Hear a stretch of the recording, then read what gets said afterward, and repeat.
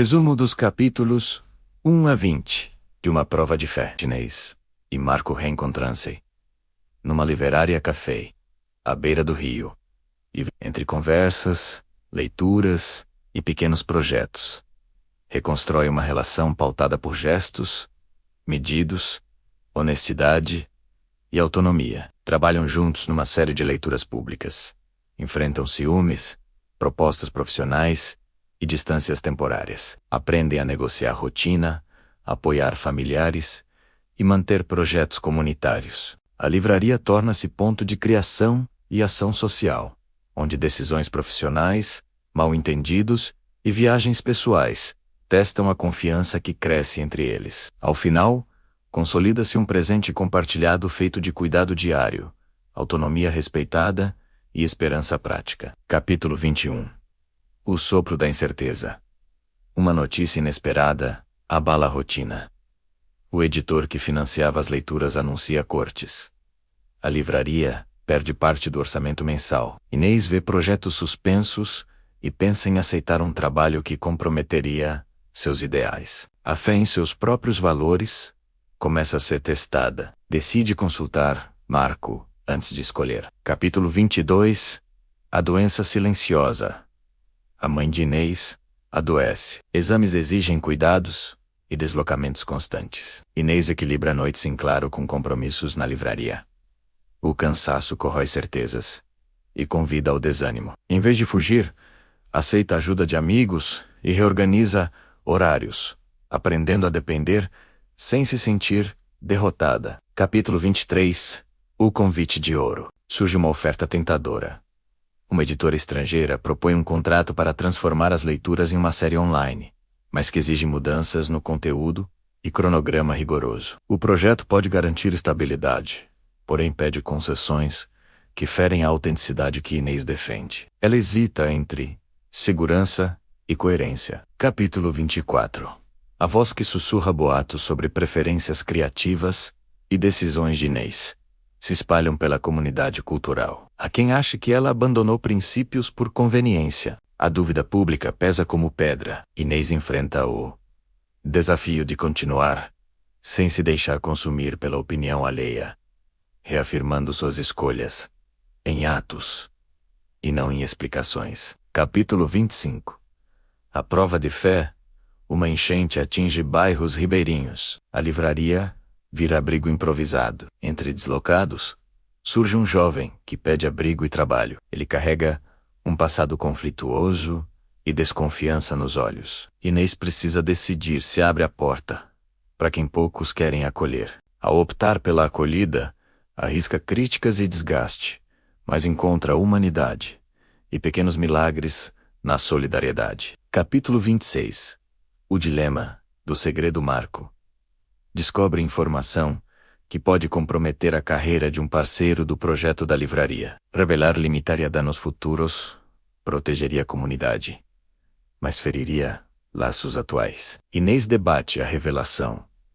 A fé nela mesma e na justiça exige coragem ou prudência. Eles conversam sobre verdade, consequências e responsabilidade. Capítulo 27. A tentação da fuga. Cansada e pressionada, Inês recebe outra proposta. Uma residência artística em ilha distante, sem contingências financeiras imediatas. O convite soa como fuga e promessa de recomeço, livre de pressões. Decide recusar temporariamente, comprometendo-se a cuidar do presente, antes de buscar refúgios pessoais. Capítulo 28. A noite da palavra. Durante uma leitura especial, um visitante faz uma acusação pública contra um dos voluntários, apontando para uma falha antiga. A tensão ameaça destruir anos de confiança. Inês convoca silêncio, organiza uma conversa restrita e escolhe procedimentos transparentes para apurar os fatos. O modo como conduz o episódio reafirma princípios e revela um coração que prefere cura à condenação. Capítulo 29. O fardo, que não é só dela. Responsabilidades aumentam. Voluntários cansam. Marco recebe proposta para assumir maior carga administrativa. Inês resiste à autossacrificialidade que a exaure e propõe rotinas sustentáveis. rodízios, pausas claras e divisão de tarefas. Ao dividir o peso, testa sua fé na comunidade e recebe provas de compromisso recíproco. Capítulo 30. A porta que se abre após meses de provações. A livraria prospera de novo, em um formato mais justo e resistente. Inês recebe uma carta da editora estrangeira. Uma proposta revisada que respeita sua visão artística e oferece apoio financeiro responsável. A reconciliação entre ideal e recurso confirma que a fé verdadeira não é obstinação cega, mas perseverança ética que aprende a negociar sem trair a si mesma. Inês e Marco celebram, não com promessas grandiosas, mas com a rotina renovada de cuidado, presença e coragem cotidiana. Capítulo 31. O eco da concorrência. Uma nova livraria moderna abre na cidade com marketing agressivo. Parte do público migra em busca de novidades e conforto. Inês sente a frustração de ver esforços antigos desvalorizados. Testa sua fé na singularidade do espaço e na fidelidade do trabalho bem feito. Marco sugere reforçar a programação humana da livraria, valorizando encontros íntimos e projetos que a grande loja não quer assumir. Capítulo 32. Vozes em conflito voluntários se dividem sobre linha editorial e parcerias. Discussões acaloradas ameaçam dissolver grupos que outrora se apoiavam. Inês convoca uma assembleia de escuta, estabelece regras claras de decisão e tempos para que cada voz seja ouvida. A crise testa sua capacidade de liderança e a crença de que diálogo comprometido restaura relacionamentos. Capítulo 33. A carta anônima. Uma carta anônima acusa a livraria de receber financiamento obscuro. Rumores voltam a corroer a confiança pública. Investigações internas não encontram irregularidades, mas o dano emocional persiste. Inês enfrenta olhares desconfiados, decide publicar transparência financeira e convidar a comunidade para fiscalizar e participar. A fé na justiça coletiva se traduz em práticas abertas. Capítulo 34.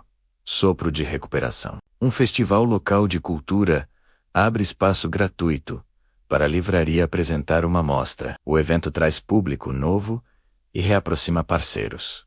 Pequenos lucros e reencontros reavivam o ânimo. Inês aprende que recomeços acontecem por pequenas vitórias acumuladas, não por gestos grandiosos. Capítulo 35.